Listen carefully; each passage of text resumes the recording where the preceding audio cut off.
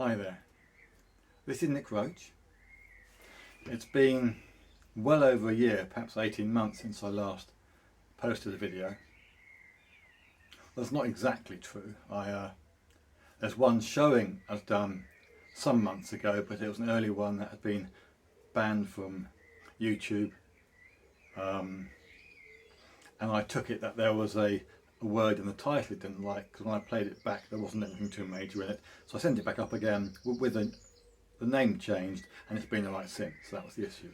Anyway, I thought it might be good to give you an update as to what's been happening in my life for the last 18 months or so. This is now end of April 2022. It's been quite a time actually, that's why I haven't made any videos. There's been a lot going on, and yet at the same time, from a spiritual perspective, not much going on to actually share. It's more for me being an inner investigation. Now I'm going to share the information, stories about myself, what I've been through, partly for your interest because I haven't spoken for a while, and there's an overall relevance message in it as well. Alright? So, as you know, a few weeks or so into lockdown, I started sharing a few light videos questioning the narrative, the mainstream narrative, and when I have to use certain words I might not say the word or use an alternate word so it's not picked up by the algorithm. You'll understand. Nothing too major, but already having had one video censored, I want to be careful what else happens. Okay. So Sally, myself and her dad were all ill with what turned out to be the symptoms of the virus. January and February 2020, before the whole thing started. And I understand a lot of the people were. All over Christmas or the latter part of 2019. Nearly everyone we speak to when we mention this, they say either they were or their family were, or all their friends were.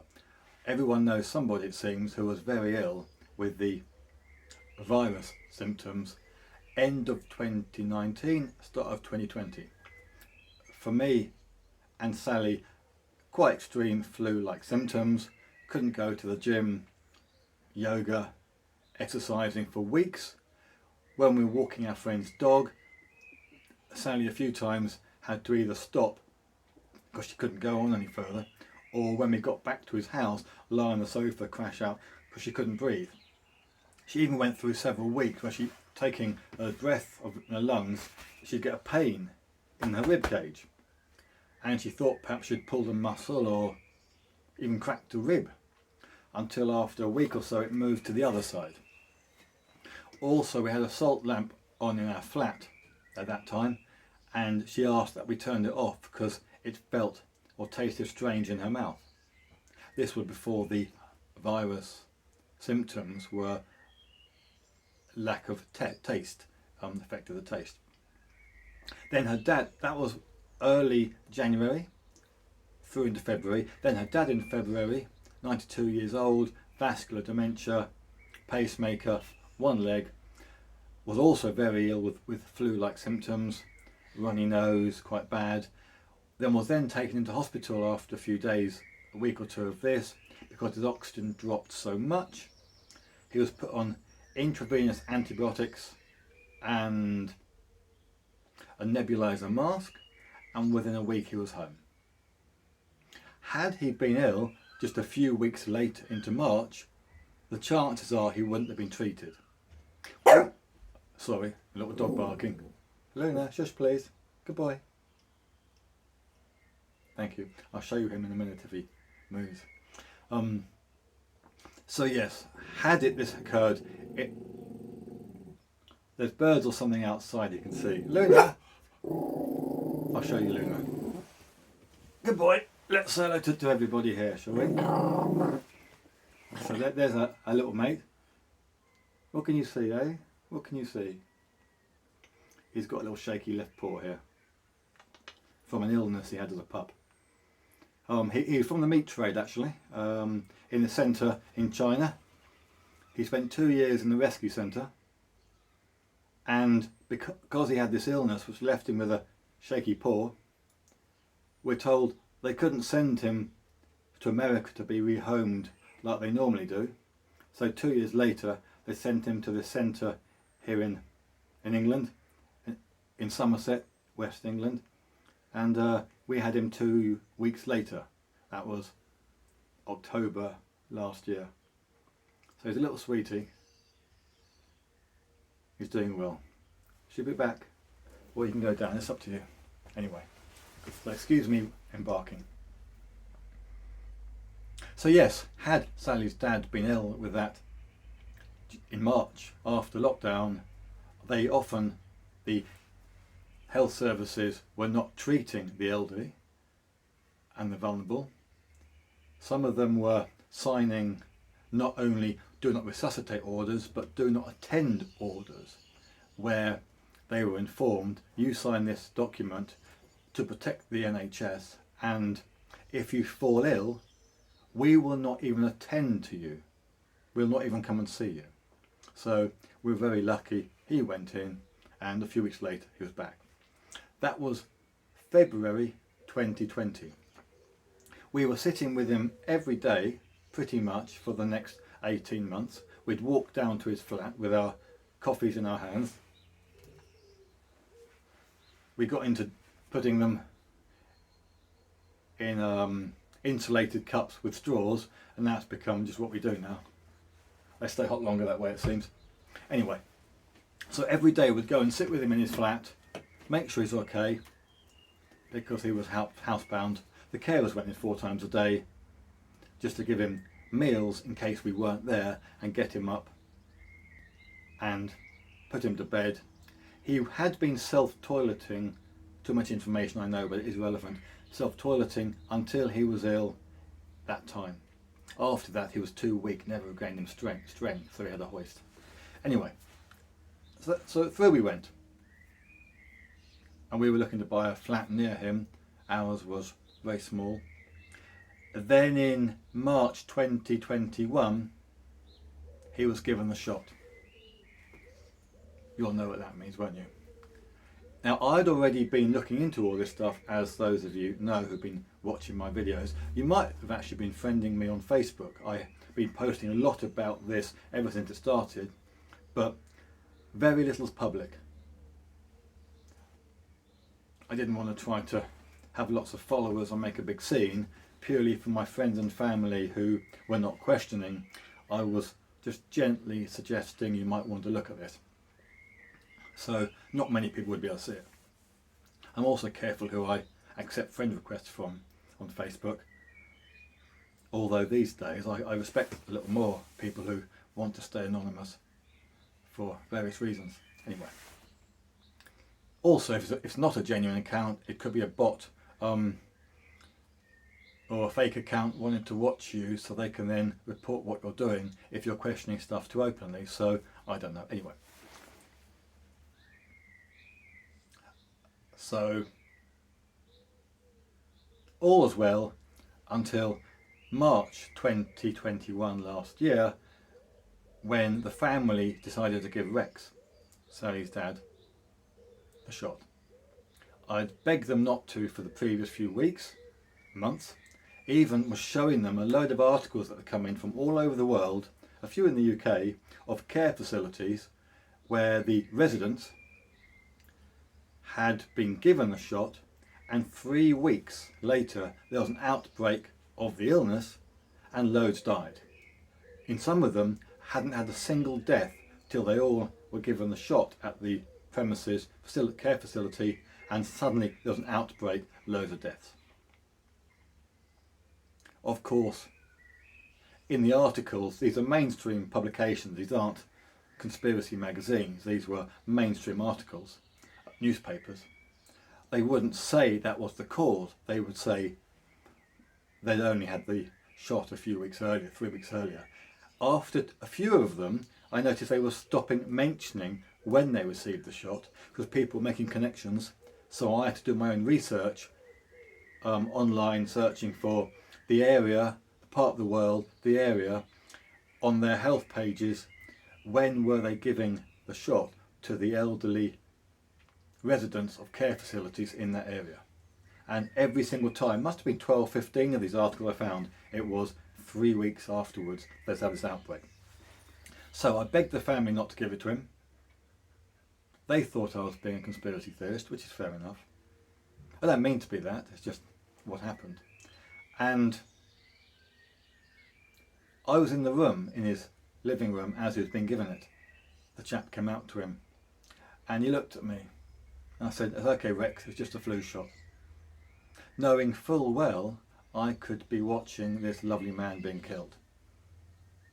But there's nothing I could do. It wasn't for me. I couldn't do anything. I just had to try and support him and the family through it. But I felt a dying inside. It was very painful inside. Just felt it pulling, knowing I could be watching him being killed and I can't stop it. And I could just say to him, "It's a flu shot," knowing he's always had flu shots, so it was never a problem. But we all know it's not that.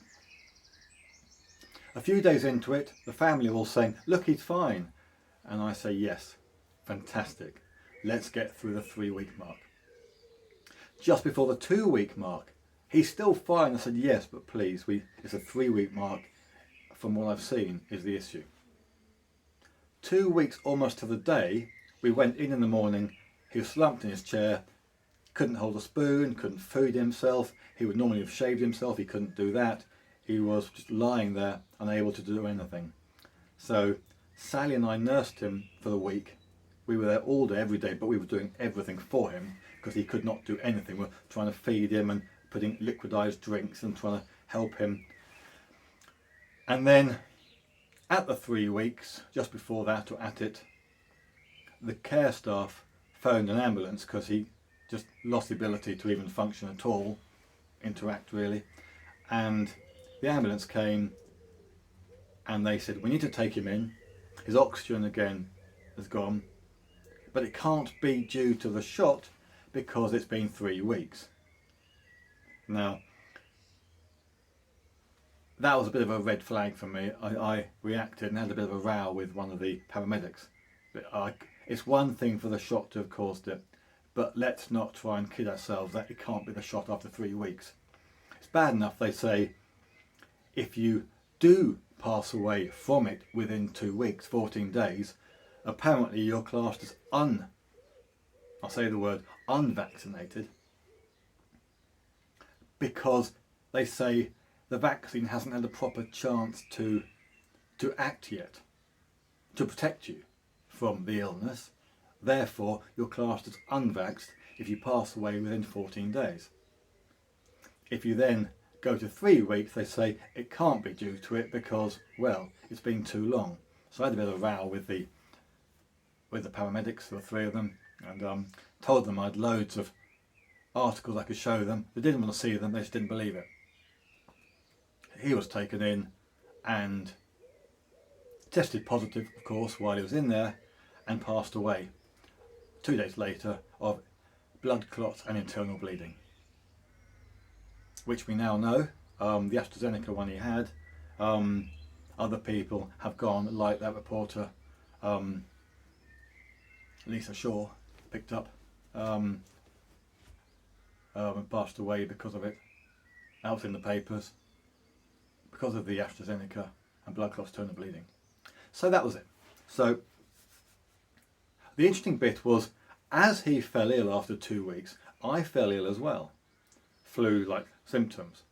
And the day he passed away, I'd taken Sally up to the hospital to see him. They had agreed to let one member of the family be with him for those 2 days in a palliative care room just outside the illness ward. There was just one room outside it, which they used for that, so Sally could spend the 2 days with him. On the last day when I took her in, I'd spent half the day, more all day in bed myself. I was really ill.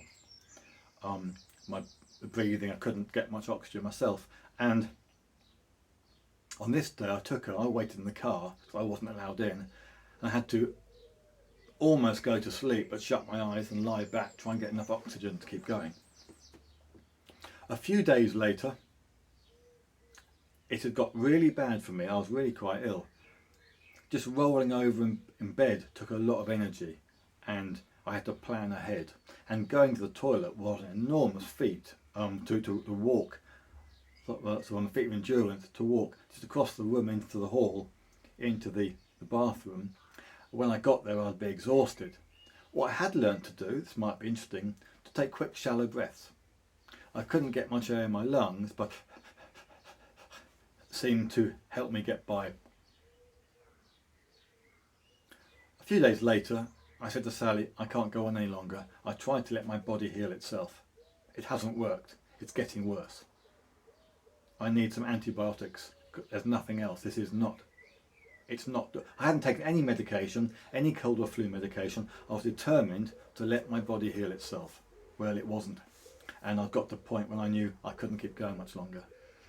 So the next day, we spent all day, from early morning, online filling in forms, having online face chats with doctors, filling in more forms, getting callbacks, calling, and by the evening I was told, now you can go to the surgery, but wait out in the car, don't go in, and then make another phone call. So I called the surgery, the doctor's surgery, from the car park. Sally drove. She said I wasn't able to drive, I was too weak. And after a few minute conversation, the doctor called me in. He took my blood with a little finger thingy, and it was down to early 80s. And he said, I can't believe you're still walking around. We have to get you into hospital right now. So I went in, and I was in for 5 days. When I was lying there the first day in the back part of A&E, which was a bit strange, freezing cold. They said the machines needed the cold temperatures, but I was shivering, I was freezing.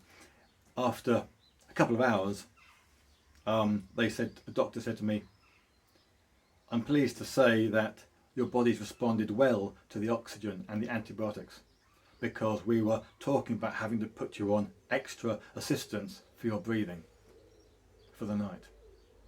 Now, if that meant a ventilator, I may not be here now, because we know what that means. They sedate you heavily to put you in like a coma, sort of ready for theatre type thing, knock you out totally, anaesthetics, to be able to push this thing down you into your lungs and force air into your lungs under pressure.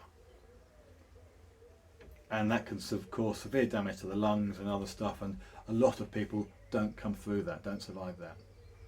And they die from, apparently, the ventilators being inappropriately used. Anyway, because I'd learned to take little breaths anyway, I could make use of the oxygen. I did well. One of the doctors came up to me and said, I'm sorry to hear one of your family members recently passed away from the illness. And I said, yeah, it was 3 weeks after he'd had the shot. And he looked at me, leant forward and said, I've heard that quite a lot. So I was in there for 5 days. When I say in there, they gave me 2 tests, the PCR tests. I'd never had one before. I asked them to be careful because my nose was broken many years ago, and I asked them not to. Anyway, they were. Having heard of them shoving things too far at people, the horror stories, having never had it myself. Anyway, both came back negative, both of them. So they couldn't put me on the main ward for people with the illness. I don't know how I tested negative, because they say they have massive false positives. Anyway, I tested negative, which meant they couldn't put me on that ward. So they put me in the little room just outside, which happened to be the same palliative care room they used for Sally's dad a week earlier. Unfortunate coincidence for her as well, knowing her dad had just been in there, passed away from a shot the family gave him, and now I was in there as well, in the same room, so ill the doctor thought I was in a bad way. So unfortunately I wasn't well enough to stand my ground when, as well as giving me antibiotics and the oxygen, they gave me the drug remdesivir, that's how you say it, the antiviral. Now I knew that wasn't a good thing to have. I knew there's a lot of stuff going on about it, but I'd also seen a lot of stuff in hospitals across the world where the medical profession aren't or weren't quite doing things right. And I thought, I can't wind these people up. I'm in a bad way. I need their assistance. I need their support. And if I start with refusing any sort of treatment, if they believe in it, I'm going to be regarded as a difficult patient, a negative patient, and might be treated differently in a bad way. And right then I needed their help. So I had no choice but to put up with this thing. Thankfully, as I said, 5 days later I was well enough to be sent home, and I was able to not take the pills they gave me to finish off the course. I don't know if it was 3 or 5 days, but I didn't take those. Whether I've got any kidney damage from that drug, I don't know. I was meant to make another appointment to go back a few weeks later, but I never did. I thought I'd had enough of the system, but I don't know. Anyway, on the last day they sent me home, they gave me another test, and that was negative too. However, on my record, with my discharge form, it said 0 symptoms of the illness, tested negative for the illness, diagnosis, the illness, in brackets, because something caused the pneumonia, and I'd had massive lung infections of both lungs. Something caused it, because it didn't exist, of course, before this illness came along. Something caused it, so they're going to put that down. So my father-in-law, who passed away shortly after the shot, was put down as dying from it, because he tested positive having had the shot. I tested negative 3 times, but put down as having it anyway, because why not? Here we go. Now, there's another, trying to think what else, because I don't write this down, of course, I just ramble on for a while. So I came out and I was very weak and lost a lot of weight, and that's what happened. So, well, when we came out, we found we went to Rex's flat for a couple of weeks to clear the flat out. Sally's father, my father-in-law, to clear the flat out, having he passed away. We spent a couple of weeks doing that. One of the nurses lived upstairs, came down to pay respects. And when we told her the circumstances of his death, she says the nurses at the hospital have been talking about this and saying the vulnerable elderly should not be getting it, because a lot of them are passing away very soon afterwards. There we go. So you got there a bit of first-hand experience of it, not someone you don't know on Facebook saying they know someone who said this. Well, this is my own experience. Thankfully I recovered quite quickly through eating huge amounts of food and slowly got back into exercise. But also when we got out, we learnt the lady who was meant to be buying our flat didn't want it anymore, which meant at the time we couldn't buy the flat we wanted up the road from Rex, but he didn't live there now anyway, he'd passed away, which meant everything options-wise was blown open. We didn't need to move nearer to Rex, didn't need to stay in the area at all. So what we did, we thought we can't do another lockdown in our little flat if we've got nowhere else to go, any reason to get out. We couldn't stay in a studio flat for hours after hours after hours every day. Would prefer not to anyway, so I know people have to, so respect, but yes, we preferred to get out, go for walks, depending how strict they were being. So we rented our flat out and moved into the caravan lodge, which all my other videos, a lot of them have been made at. Excuse me. You've seen the lake in the background. We decided to move in there. That site's only shut 2 weeks of the year, it's holiday park. So we moved in there, rented out our flat, and we thought the rent from that would pay for the service charge of the caravan park, especially as we couldn't use it during lockdown if we weren't living there. But if you are living there, if you have nowhere else to go, they let you stay there and we'll get our money's worth. That was the plan. That was May 2021. June 2021, Sally finds online a little house which we're now living in West Dorset. Nowhere near where we were in Surrey, and the caravan we sold, moved in here in October last year. And we're surrounded by hills, got a little dog in.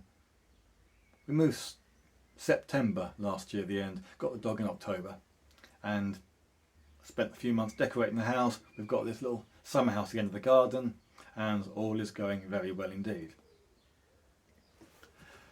Now, the moral of the story might be, if there is one, sometimes you have to go through hassle and stress. That's life. The point is to stay in touch as much as you can with your own centre, your own consciousness, your own being, and live through it. You can all the time be asking, as we were to each other, what have we got to learn from this? Particularly when our flat, the lady was asking question after question after question, really dragging her heels on buying it, which meant while Rex was still here, we weren't able to move to the flat just up the road from him, and a much bigger flat with 2 bedrooms. We really needed that space, and we didn't know why it wasn't happening. In hindsight, you could say it wasn't happening because we meant to end up here. The life, the system, the circumstances had to get to a point when Rex had passed away, so we hadn't got any ties to Woking. The lady had pulled out from buying our flat, so we rented it out and moved into the caravan. Then we remortgaged in order to buy this, and we've still got our flat there being rented out, and this little place which is lovely with a garden. We didn't know what was going to happen. It was quite a ride, quite difficult. But you've got to stay focused, stay aware, have a certain faith in consciousness, because of course, bringing it back to the spiritual aspect, as we keep saying, you are the one. There is only one consciousness, and you are it. You are it. The one there listening to the words is the one being, the one consciousness. And being the one consciousness, you, on a subconscious energetic level, are creating and are responsible for all the circumstances of your life. Everything, every moment. Your unconscious is sending out the vibration which materializes, causes to materialize whatever occurs, each and every moment. And the point is to stay as conscious as you can all the time, connected with the space, being aware of your physical surroundings or bodily sensations, the sounds around you, what you can see, and particularly the knowledge I am. That is the awareness reflecting on itself, and live and act in that space, in that state. Then whatever happens, you're in the moment, working consciously in tune with life. And every so often I am reminded, the future is none of my business. None of my business. It's not my concern. My job, my duty, is to be as conscious as I can at any moment, aware of the space, the physical sensations in my body, like an anchor. This is real. This is it. Feel that. Feel the breathing. Be aware of the surroundings. Be aware of the sounds. Be aware of the space within, which is the one space without. There is only one space actually. But be aware of this. And if there's any potential for something to be a difficult situation in the future, and I become aware of it, straight away I connect. And I can look consciously, is there anything I need to do about this? And if there's asking the question, not being lost in the imagination, thinking and worrying and wailing and losing yourself, because that, as you know, because I've told you, will feed the emotion, feed the energy of the situation, and it will get bigger and bigger and bigger, and you've created it. You've got to come back. Live and act from this conscious state the centre, a solid anchored centre to what is here now. Feel it now. Feel the breathing. If you're sitting down, feel yourself sitting on the chair. Feel your legs on the feet on the floor, the energy of your legs into your chest, the breathing you can feel, and into your head, down your arms, your fingertips, and be aware now that you're here. Be aware, I am. Connect to that knowledge, I am. Don't think about being, because then the moment you've thought about it, you've let go of it, you're in the imagination trying to remember what it was like when you were feeling it. So it's just being, just holding it. And the more you do it, the easier it gets. So if you've got any, I've got a situation I'm aware of that might happen in the future, straight away I'm here, holding the space. This is where I have to live, where I have to be. And then I am looking after the moment. I am in the moment, the energy, whatever the problem is, I'm holding the energy, the knowledge. That thing might go wrong, might be difficult, might be painful, emotionally, physical, whatever. I'm holding the knowledge of it. I'm holding the energy of it.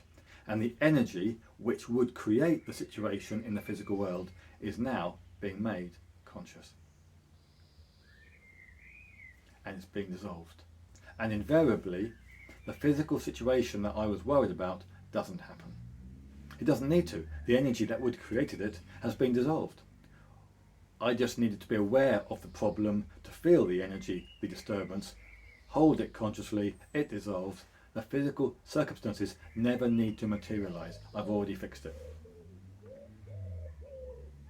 Hear the bird out there. So that's how I live. There are times, as I've described over the last 18 months, where life can be very difficult, but you still have to do the same thing. There might be a lot of attachment, a lot of old emotion, past stuff, which needs to be exposed and got rid of. And while it can happen instantly, there's a problem, you become aware of it, you connect, and it's gone, that's the end. Sometimes a situation can take a long time to play out. It can seem like it goes on forever. You're wondering, what's going on? Please, how long is this going to take? But eventually, it will materialise into the solution. Like us here. All that difficult time, the last 18 months. And that's great. And for us then, this comes back to the vibrational shift the Earth is said to be going through, the 3D, third dimensional consciousness to the fifth dimensional consciousness. The fifth one, everything is much lighter. The consequences, the karma, the emotion is much quicker. Whereas in the old days, the third dimension, you could think and worry and stress about something, and the circumstances of that wouldn't play out, that negativity, for some time down the line. Things, the vibration speeding up, it is said in such a way that things happen quicker. Karma happens quicker, good and bad. Things line up much faster than they would usually. Which is great if you're living like this, because the solutions happen faster, the problems are resolved quicker. But you do have to live in this state of being conscious, connected with your own source. That's pretty much all you have to do. Connect with your own sense of being aware and be prepared to take action at any moment. Any problem, what can I do? What am I being shown? What do I need to learn? But it's connected all the time to the space I am. And from there, you will know what to do when you need to do it. It might be there's absolutely nothing to do, or it might be that a situation will change. Just an example, the air conditioning in our car was packed in, and we were told by a garage a few months ago that it can't be fixed. If it could be fixed, it would cost a fortune. And that was before we got a little dog. Now we've got him, I thought we can't go through a summer. He's a big white fluffy thing, little white fluffy thing with lots of hair. we can't go through a summer in a car with no air conditioning. But I had to focus, hold it and see what happened. And a short while later, a good friend asked us if we'd give her a lift. We did it today to pick up a car from a garage. And we've just been there today, and they're experts in air conditioning, old school, will fix things, find a way round, resolve things. And they're air conditioning specialists. And on Thursday, we're going in with them for the car to be done. Now, all being well, it's not been fixed yet, so still got to hold the space. But the point is, having had 2 garages now actually before them tell me, one said, oh, they've just changed the filter, now it works. It didn't. And this one said it's got a leak, we can't fix it, too much to fix if you could fix it. Sorry. And these guys, yeah, we can fix that. We put some dye into the liquid to find out where the leak is, because it might be just been one of the little pipes. And then they will know what the issue is, and they can then address that and fix it. So what could have been having to buy a new car, all being well, there's just 50 quid or something for a new bit of pipe. We'll find out. But this is the point. Instead of going into the imagination of feeling the worst, we connect. I didn't know about this garage. We've only just moved to the area. By giving our friend a lift, which we're happy to do, we've now got a really good and reliable garage, and a lot of stories about how wonderful they are, and we're happy and hopefully solve the problem. But there are a lot of stories like that happening with us, this synchronicity it's referred to as, and it's incredible. But we've been through a tough time the last 18 months. Things had to change. The old systems had to be broken down, torn down, before we got here. Sally's dad needed to pass away. We needed our flat sale to fall through. We needed to not be able to purchase the other one, which we really wanted. And then here we are. So if things aren't working out, don't worry too much. Because sometimes things aren't working out because the way you think they ought to work out is not how they need to, not how they should, and it's not the best for you. It's only what you think is the best in this moment. And if it is the best, stay conscious and connect with the stillness, your own being, and it will resolve itself. When enough emotion, enough past has gone. Invariably, actually, it's when you let go. When you let go, when enough emotion has been dissolved, when there's a letting go and a giving up inside. Oh, I can't do this anymore. I've had enough. Okay, whatever. It's at that moment there's often a ping. Oh yeah, I've got an idea. That's the solution. That's the moment. But you have to go through all the pain and the anguish before finally it gives up. And it gives up through being conscious and enduring it consciously. And as you know, every time you do this, it's not just to resolve that situation. It's that past, all that emotion was stored in the psyche. It had to be faced, had to be let go of. So now you've made it conscious and dissolved, it's not there anymore. It can never come up out of the unconscious again, because it's gone, it's now conscious. So your being is now more conscious, more aware, and therefore there'll be less problems in your life than there would have been, because you've already dissolved, made conscious that energy that would have been responsible for more problems in the future. That's gone. So you're living consciously again, which is what I've been teaching all these years anyway.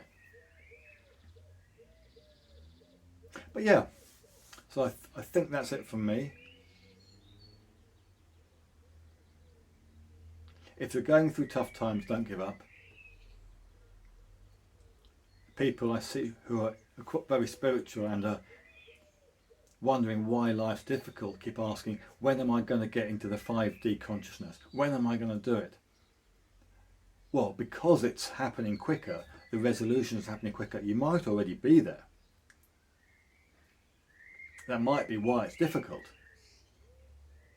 You're already getting into it, and the consequences of your stuff, your existing attachments, needed to be let go of. So you have to go through the pain first before then it can evaporate and you'll then be able to get to the other side. So stay with it. The future, I'll say again, is none of our business. The future is none of our business. Our business is the moment, the space inside where I am aware that I am aware. I'm aware that I exist in this moment and I hold that space. Any problems, any concerns, any emotional disturbances, I connect with the space I am and I hold the knowledge of this problem, this difficulty. An exercise actually, if you haven't got any problems, hold that space and look for some sense, any emotional feeling, any sense of anything in there, anything you can feel within the space. Hold it with your attention, with your consciousness, the awareness. Support it, merge with it, any sense. And in that you'll be going a bit stiller again. Just going within, more and more aware of being aware and merging with that space. That's it from me. If you have any questions, feel free to ask below or message me. I have got a Facebook page, Nick Roach Living with Problems, and a little group as well, which you can find through maybe in the links on the main channel here, but certainly through the website. Although they're not very active, people don't seem to ask many questions on there. They message me direct, and so it's a quiet group. Plus I've just come off a 30-day ban. I shared a link rather to a Telegraph article in New Zealand in which it was being said that the issues, the problems with the shot should be known about, and it lists a lot of the problems in the Telegraph.